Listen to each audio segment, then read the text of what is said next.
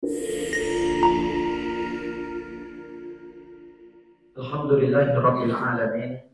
Khalaqal mauta wal hayata liyabluwakum ayyukum ahsanu amala. Asyhadu an la ilaha illallah wahdahu la syarikalah wa asyhadu anna Muhammadan abduhu wa rasuluhu la nabiyya ba'dah.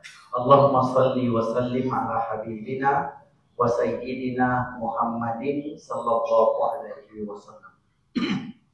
Baik Bapak Ibu yang dimuliakan Allah, kita melanjutkan pelajaran kita tentang perjalanan kehidupan manusia setelah meninggalkan kehidupan dunia.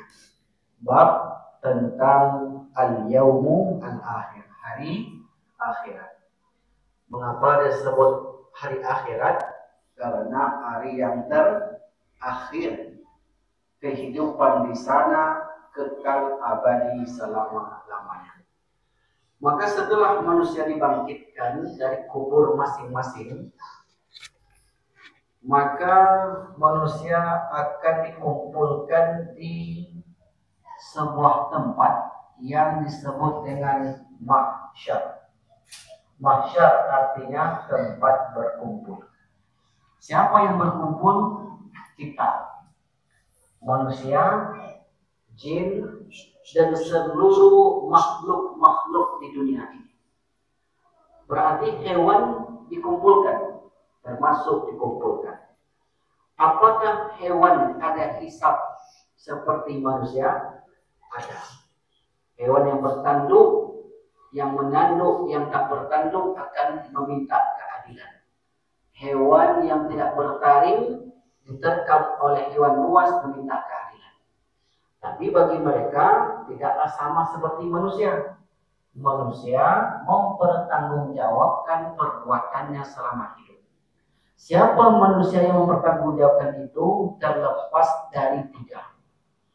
Jadi kalau tergolong ke dalam tiga kategori ini, maka tidak ada dosa baginya dan tidak ada hisab.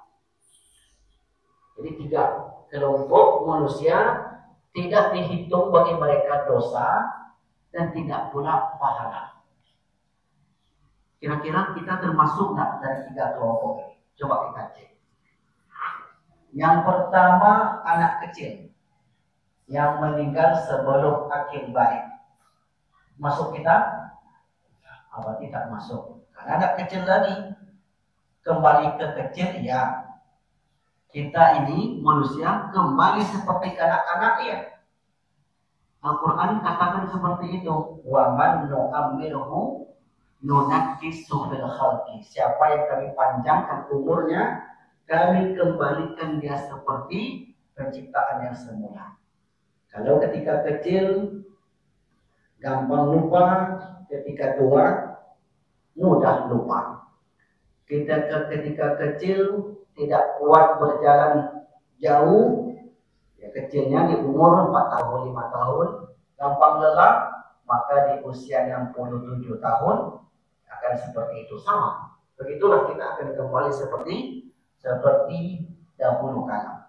Itu yang pertama. Yang kedua, seorang yang tinggal di pelosok-pelosok negeri yang tidak pernah mendengar dakwah. Suku Sakai, Talang Mamak, suku Akit, orang Dayak, orang pedalaman. Mereka tak tahu ada pengajian di masjid muslimin. Tak tahu mereka. Kalau tetangga kita yang tak pernah ke masjid, Ustaz, bisa jadi suku Sakai. Bisa jadi, kita tak tahu. Kan kita sebut tadi, kalau dia suku Sakai, Talang Mamak, tak tahu dakwah, tak tahu Islam, mereka tak sholat, tak puasa, tak baca Al-Quran, mereka makan yang haram, tak tahu yang halal. Mereka berdosa atau tidak? Berdosa enggak? Tidak. Jadi mereka yang tak tahu agama, mereka misalnya tinggal di pedalaman, jauh di sana. Tak ada pengajian, mereka tak pernah dengarkan pengajian, atau tak ada orang sampai ke sana. Mereka hidup sesuai akal pikirannya saja. Maka mereka ini termasuk orang-orang yang tidak berdosa. disitulah mengapa orang tua Nabi termasuk dalam kelompok ini. Namanya ahlul fatrah. Orang yang hidup di antara dua pengutusan Nabi. Atau orang yang hidup belum sampai dakwah. Belum dakwah. Belum sampai dakwah kepada mereka. Ke kelompok yang kedua. Berarti kita termasuk atau tidak? Tidak. Yang ketiga, mana tahu yang ketiga ini masuk? Orang gila. Orang gila tak ada dosa bagi dia. Misalnya begini, dari kecil sampai umur 15 tahun sehat. Sebelum akil balik, apakah bagi mereka sudah tertulis dosa dan pahala? Belum. Belum ada dosa bagi mereka. Lalu setelah balik, tiba-tiba secara ajaib, tiba-tiba hilang akal, hilang ingatan. Sampai meninggal. Maka bagi mereka tidak ada dosa. Kalau tidak ada dosa, berarti tidak ada yang menghalangi dia masuk surga. Karena menghalang masuk surga itu adalah dosa. Nah, tapi misalnya begini, sejak umur 15 tahun, akil balik, sadar, sehat akalnya sampai umur 20 tahun. Berarti 5 tahun. Setelah itu hilang akal. Maka yang dihitung 5 tahun itu saja. Atau misalnya umur 20 gila. Sampai 25 sehat. 30 gila lagi. Sampai 40 sehat lagi. Kalau ada. Mana tahu karena kalah pemilihan umum, duit habis, masuk rumah sakit jiwa, mana tahu. Nah, jadi gilanya betul-betul hilang akal. Tapi kalau gila karena stres hidup tak hilang akalnya, maka tidak termasuk dalam kategori ini. Jadi Bapak Ibu yang dimuliakan Allah, 3 kelompok itulah yang tidak ditulis bagi mereka dosa. Rufi'atil qalam, diangkatnya pena. Artinya tidak berlaku bagi mereka apa yang berlaku di dunia ini. Tapi kita berlaku. Apapun yang kita lakukan, kebaikan dan keburukan, pena terus mencatatnya. Pena yang mencatat ini tujuannya nanti ketika di akhirat, hari pemeriksaan. Hari pemeriksaan itu apa bahasa Arabnya? Yaumul hisab. Kalau hisab itu selama ini kan kita memahami hari perhitungan. Kalau hari perhitungan boleh juga kita pahami. Tapi yang lebih greget kata-kata yang dipakai hari pemeriksaan. Diperiksa. Berapa tahun hidup? 60 tahun. Kemana saja selama 60 tahun itu? Itu diperiksa satu persatu. Kamu pernah dititipkan harta? Ya. Ada nggak kamu bayar zakat hartamu itu? Diperiksa. Diperiksa sedetail-detailnya. Kamu umurnya kemana kamu habiskan? Ilmunya untuk apa engkau gunakan? Jadi setiap orang akan diperiksa. Jadi hari pemeriksaan ketika itu sangat mencekam. Itu disebut dengan yaumul mahsyar, hari di mana manusia dikumpulkan.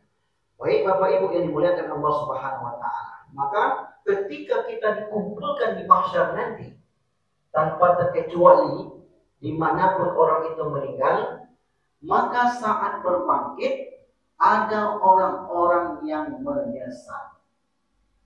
Penyesalan setelah mereka meninggal. Apa yang mereka inginkan? Mereka ingin kembali ke dunia.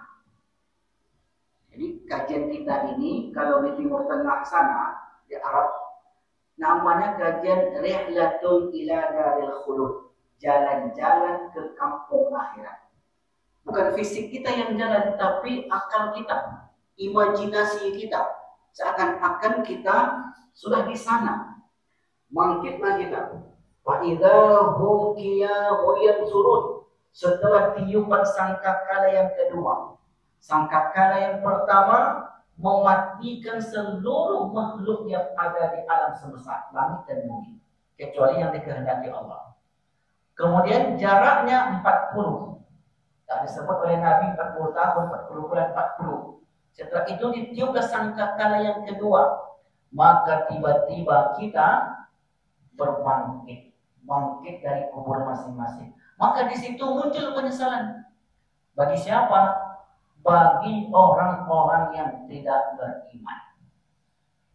Kenapa menyesal mereka, Bapak Ibu? Sebab di sana yang menjadi penentu selamat tidaknya manusia amal soleh. Kalau tidak ada amal yang menolong, yang memberikan syafaat, maka mereka akan sengsara. Apa kata mereka? Qalu ya hasratana, mereka berkata, betapa ruginya kami. Man ba'athana min marqadina hadza, siapakah yang membangkitkan kami dari tempat pembaringan kami. Dan ayat ini disebutkan wasadaqal mursalun, benarlah apa yang disebutkan, yang disampaikan oleh rasul-rasul terdahulu. Akhirnya mereka diceritakan oleh Allah di Quran surah As-Sajdah. Apa kata Allah?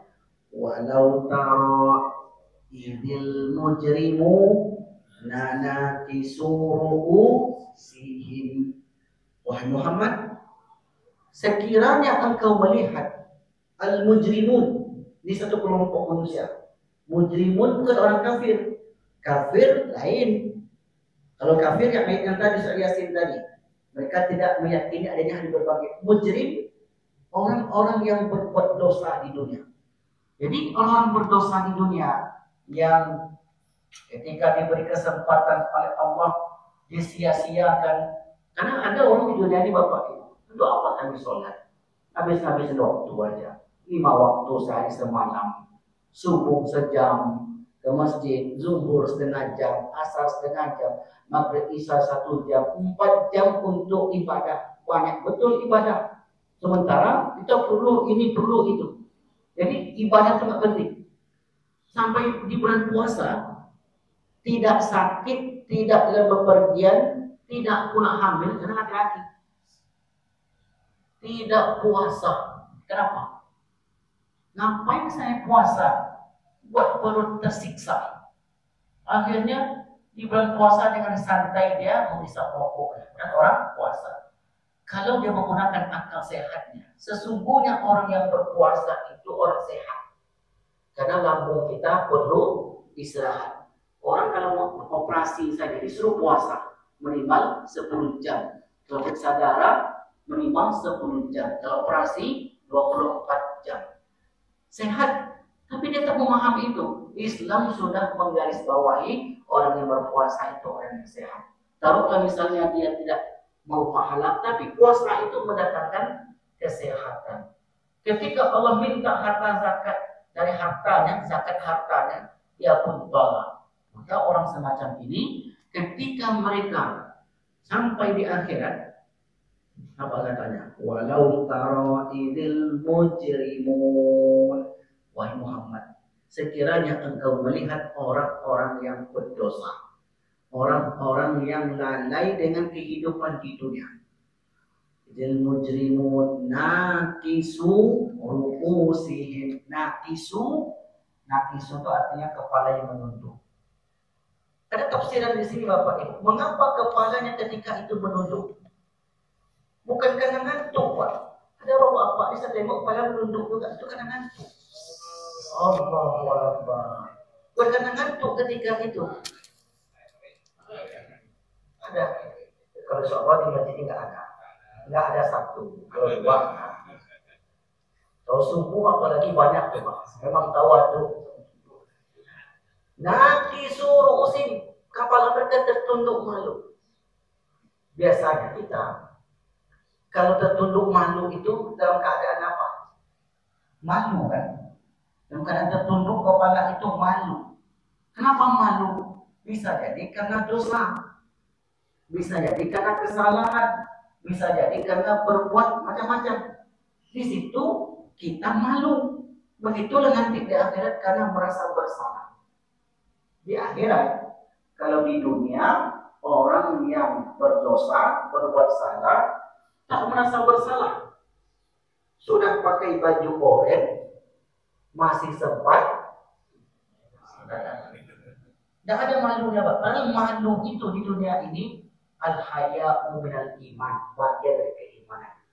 Jadi saya baca berita terbaru ya, yang kasus orang Pekanbaru ketika OTT kemarin. Kita sebutkan siapa orangnya, jelas yaitu perempuan.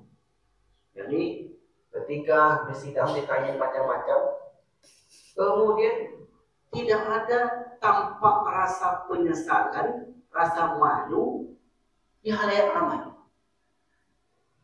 Kita secara psikologi saja, atau secara agama, secara psikologi saja, kalau kita bersalah, pasti kita malu. Karena itu tanda kita beriman. Kalau tak ada rasa malu, ketantang petente, itu sudah hilang iman itu, Bapak. Ketika iman itu hilang, bisa iman itu hilang. Ya bisa. Ketika orang mencuri, kata Nabi, tak ada iman di situ. Ketika orang berzina, tak ada iman di situ. Hilang keimanannya. Kalau dia mati ketika dalam keadaan berbuat dosa, berarti mati mau tidak membawa iman. Kalau mati tidak membawa iman, ini parah, matinya suruh khotimah, tertunduk malu, nakisu rukus artinya kepala. Jadi ketika itu semua kepala yang merasa berdosa tertunduk malu, sebab akan bersiap-siap untuk dibacakan dakwaan. Dibacakan dakwaan ketika itu. Dakwaan apa? Ya yang kita lakukan di dunia. Makanya ketika itu ada namanya pemberian suhuf, catatan amal. La yughadiru saghiratan wala kabiratan illa ahsaha. Tak ada satu pun yang terlepas. Yang kecil dari perbuatan di dunia, apalagi yang besar, semuanya tercatat rapi. Wa kullu syai'in mustator, setiap segala sesuatunya tertulis dengan rapi, yang mencatat malaikat. Nah, akhirnya kemudian mereka sebelum dibacakan dakwaan itu, malaikat sudah memanggil, halumma ila rabbikum. Ayo cepat kalian maju. Ini kita ilustrasikan betul ya Bapak Ibu, seakan-akan di sana kita dipanggil oleh malaikat, muhtiina ila da'.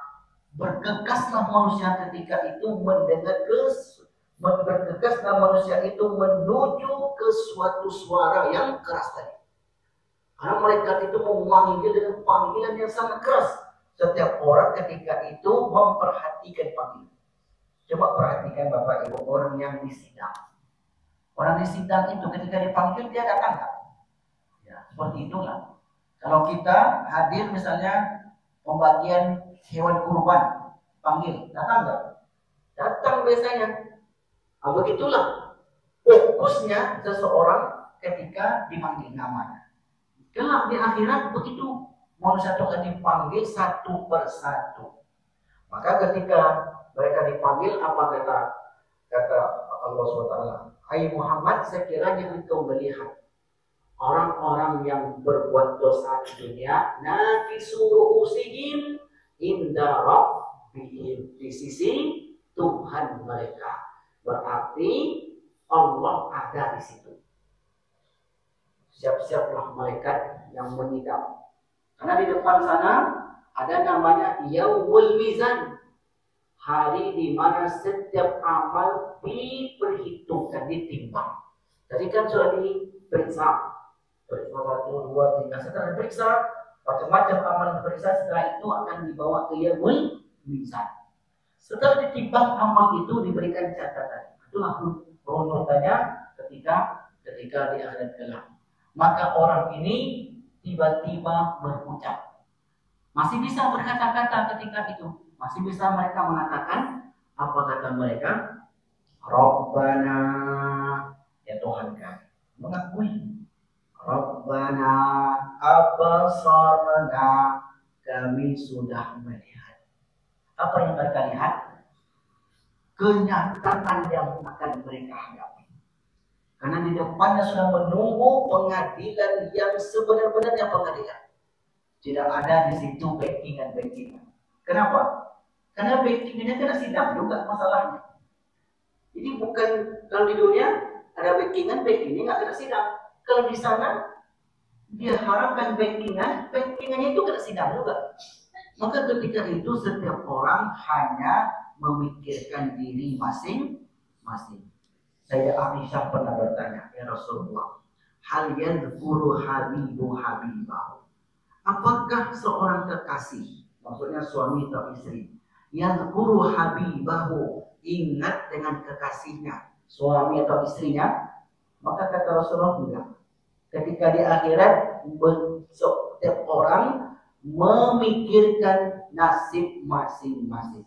Disinilah momennya Bapak Ibu, seorang suami tidak memperdulikan istri, seorang istri tidak lagi kenal suami, setiap anak tidak lagi kenal ayah, setiap orang ketika itu menyibukkan dengan dirinya masing-masing. Yauma yafirrul mar'u min akhihi, itu dia ayatnya. Wa ummihi wa abihi, ummi ibu, abi ayah, yafirru lari, wa sahibatihi wa bani, pasangan dengan anak-anaknya, wa sahibatihi wa bani, likulli imri'in, setiap orang, yauma idzin, pada hari itu, sya'nun yughni, dalam keadaan memikirkan nasib masing-masing. Maka akhirnya mereka katakan, Rabbana, ya Tuhan kami, abasarna, kami sudah melihat kenyataan, wasami'na, dan kami sudah mendengarkan bacaan-bacaan, sidang dakwaan dari panggilan tadi. Karena Allah katakan di Quran surah Al-Qamar, muhtiina iladda, mereka bersegera datang kepada penyeru itu. Jadi digambarkan oleh para ulama, penyeru itu berada di tempat yang tinggi dengan suara yang lantang, tanpa mikrofon, dipanggillah ketika itu. Yaqulul kafirun, lalu orang-orang kafir berkata, hadza yaumun asir, koyo payah, baik aliko. Inilah kemudian orang berdosa pun mengatakan juga, ini hari yang sangat-sangat sulit sekali. Apa katanya di Quran surat Qaf ayat ke-50? Apa kata Allah? Wastami' yauma yunadil munadi min makanin qarib, dan dengarkanlah seruan pada hari penyeru, maksudnya malaikat menyeru dari tempat yang dekat jarak dengan manusia, tak jauh jaraknya. Yauma yasma'una sayhata bil haqq, yaitu pada hari mereka mendengar teriakan dengan sebenar-benarnya. Itulah hari keluar mereka dari kubur. Jadi keluarlah dari kubur itu. Dzalika yaumul khuruj, itulah hari di mana mereka keluar dari kubur menuju mahsyar. Inna nahnu nuhyi wa numitu wa ilainal masir. Sesungguhnya kami menghidupkan, mematikan, dan kepada kami mereka akan dikembalikan. Yauma tashaqqaqul ardu anhum sira'a, yaitu pada hari bumi terbelah-belah dan menampakkan mereka, lalu mereka keluar dengan cepat. Dzalika hasrun alaina yasir, dan itu sangat mudah bagi kami untuk mengumpulkan. Maka disitulah kemudian mereka menyesal. Ternyata hari berbangkit itu benar-benar ada. Akhirnya mereka katakan, Rabbana abasarna wasami'na. Apa permintaannya? Farji'na. Ayat itu sering dibaca oleh imam kita di subuh Jumat. Farji'na dari kata roja'a, pulang, kembali. Farji'na, kembalikan kami. Maksudnya kembali ke mana? Ke dunia. Karena mereka ingin menebus kesalahan-kesalahan mereka di dunia. Itu Allah ceritakan juga di Quran surat Al-Qamar. Ya waddul mujrimuna law yaftadi min adabi yaumi idzin bibani. Orang-orang kafir, orang pendosa, mujrim, mereka ingin menebus kesulitan hari itu. Ya law yaftadi min adabi yauma idzin bibani, dengan anaknya. Ya Allah, ya Tuhanku, ini anakku, silakan kau ambil. Tadi saya selamat. Yauma idzin yaftadi yauma idzin bibani wa sahibati wa akhi, saudaranya, wa fasilatihi allati tuwi, dan kelompok-kelompoknya, itu kelompokku, silakan engkau ambil. Dulu dia mendukung aku tak peduli lagi, silakan engkau ambil. Wa man fil ardi jami'an tsumma yunji, dan seluruh manusia di dunia. Mana mungkin Allah Subhanahu wa taala memberikan itu kepada mereka? Segala permintaan tidak lagi dikabulkan kepada mereka. Mengapa mereka ingin kembali ke dunia? Na'mal sholihah. Jadi ruh mereka tuh merasa rugi. Dulu kenapa saya nggak ke masjid? Dulu kenapa saya tidak ibadah? Dulu kenapa saya tidak baca Al-Quran? Dulu kenapa saya tidak bantu orang susah? Karena saya mampu. Dulu mengapa saya tidak bayar zakat? Padahal sudah wajib bagi saya zakat. Dulu itulah permintaan mereka, penyesalan. Tapi kemudian Allah katakan kalla, tidak. Sama sekali tidak akan kami kembalikan ke dunia. Mengapa? Apa sebab? Karena kesempatan sudah diberi. Semua kan sudah diberi kesempatan, Pak. Sama waktu, sama 24 jam, rumah dekat, sama-sama dekat masjid. Kemudian di hari tua tidak sudah sama, punya tabungan, walaupun tak semuanya banyak. Tapi kawan sampai ke rumah Allah, kita tak sampai. Apa yang membedakan? Keinsafan. Maka keinsafan di dunia Allah terima. Allah mudahkan jalan yang menujunya ketika di dunia. Dan keinsafan di akhirat Allah tidak terima lagi. Berarti orang di akhirat itu dia sadar, dia sudah di akhirat. Sadar. Justru sadar itulah kemudian mereka minta kembali ke dunia. Kemudian mereka datang terus kepada Allah Subhanahu wa taala untuk dikembalikan ke dunia. Maka kata Allah di Quran surah yang lain, kalau kami kembalikan mereka ke dunia, la'adu lima nuhu anhu, mereka tetap akan seperti itu juga. Kalau kami beri kesempatan, tetap akan seperti itu juga, kata Allah. Nah, kenapa Allah tahu seperti itu? Ya, kita tengok saja nyata dalam kehidupan dunia ini, semua kita diberi kesempatan yang sama, tapi tidak semua orang mengambil kesempatan itu. Nah, setelah itu Bapak Ibu yang dimuliakan Allah Subhanahu wa taala, di ayat yang lain, penyesalan mereka apa kata Allah? Surah Shafat. Wa qalu, dan mereka berkata, ya wailana, celaka kami.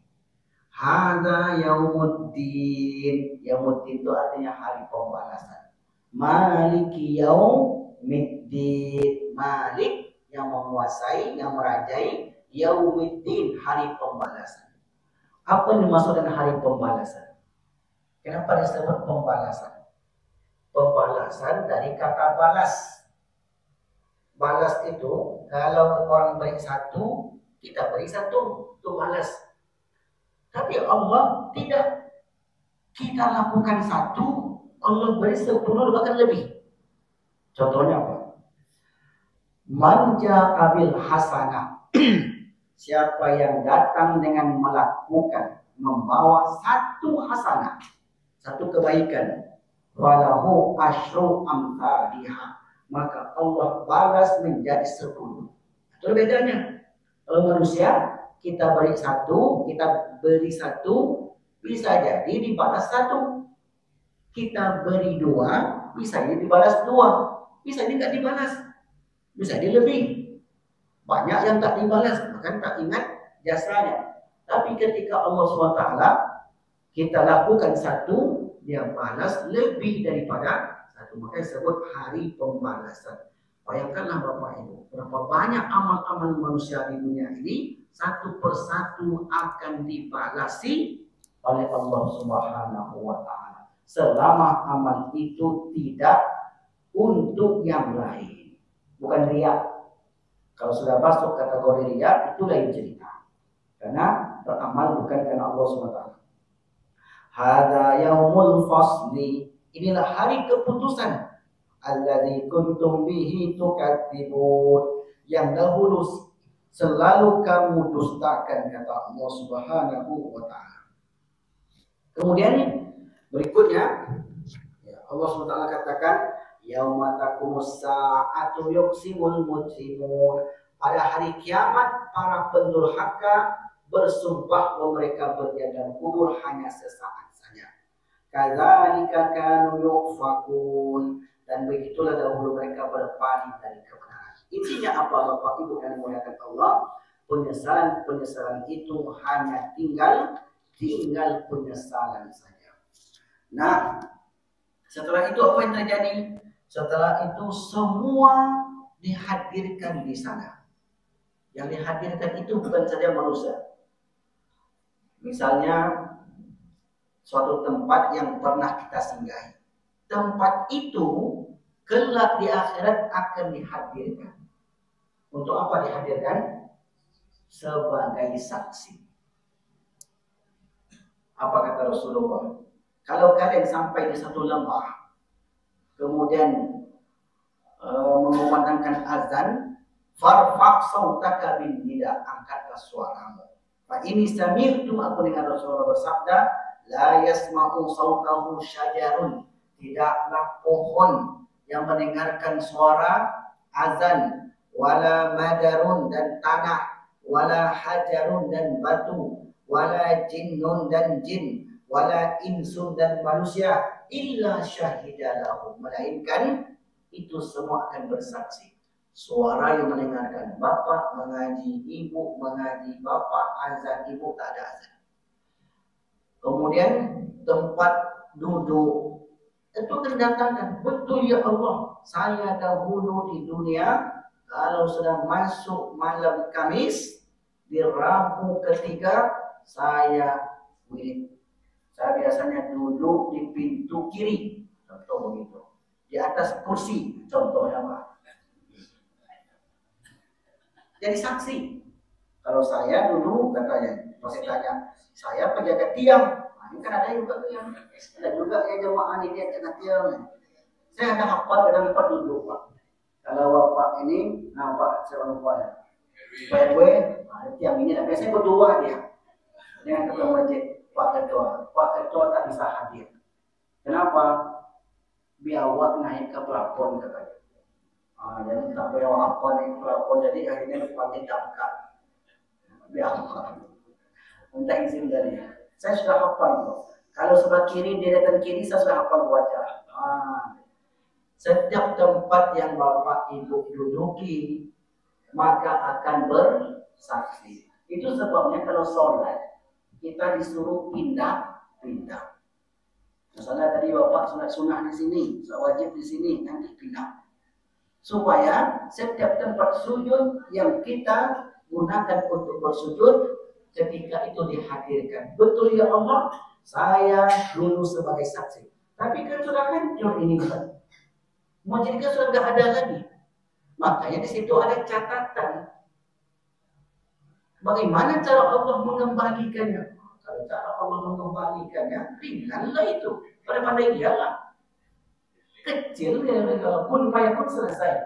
Kalau ada iman, tapi orang kafir tak percaya. Diceritakan di Quran surat Qaf. Afa'ayna bil khalqil awwal. Kata Allah, apakah kami tidak mampu melakukan penciptaan yang pertama?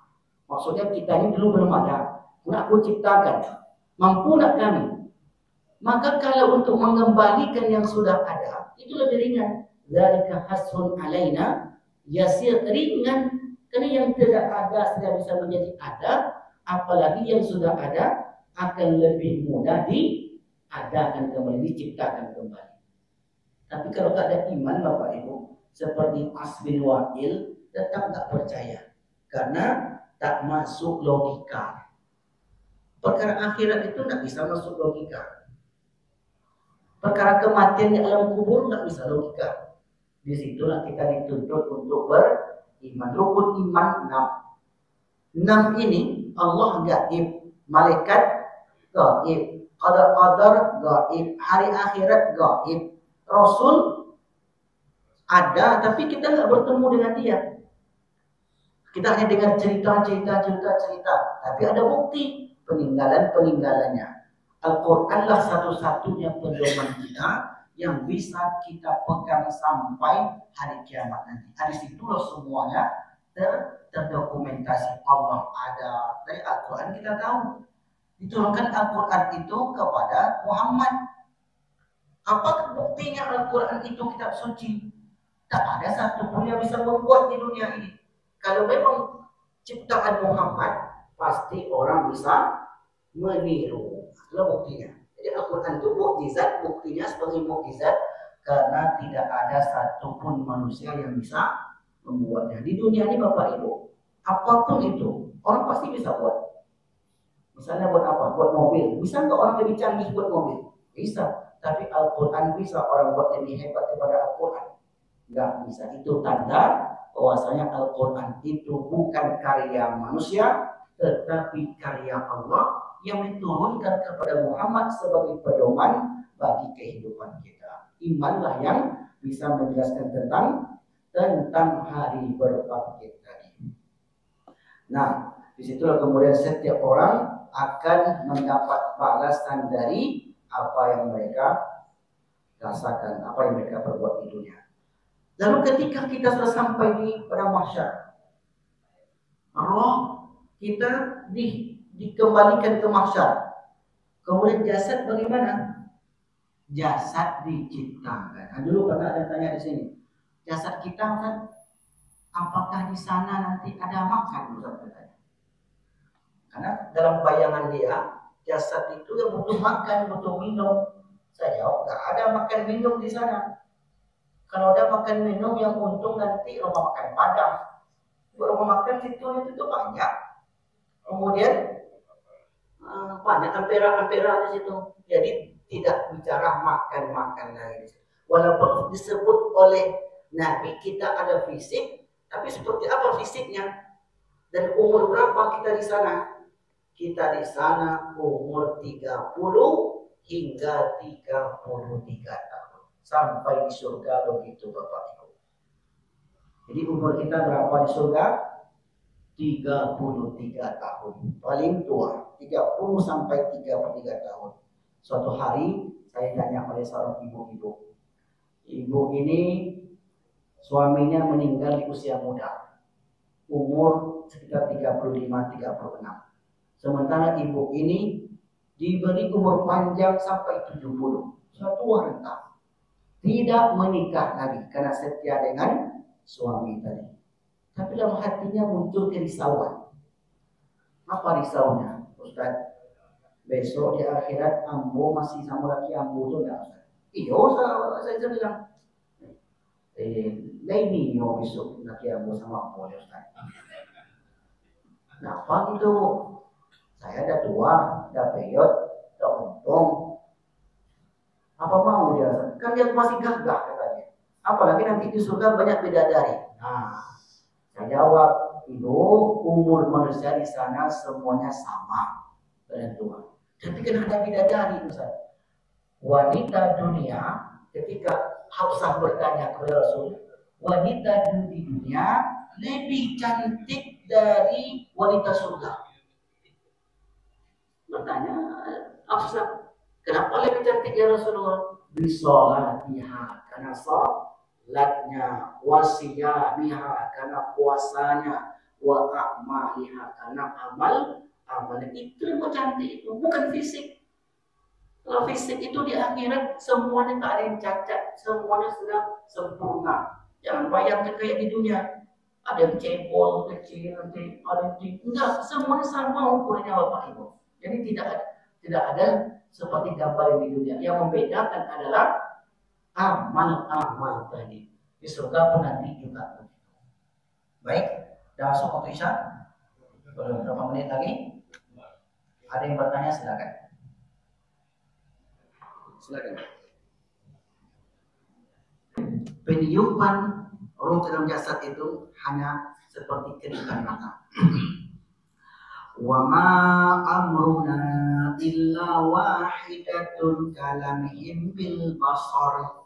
Perintah kami ketika menghendaki hanyalah dengan perkataan sekali saja seperti kejapan mata. Jadi ketika itu tidak ada yang mustahil. Walaupun banyak manusia dikumpulkan, banyak roh, banyak fisik, sekali ditiupkan, sekali diucapkan kun fayakun, maka jadilah ketika itu.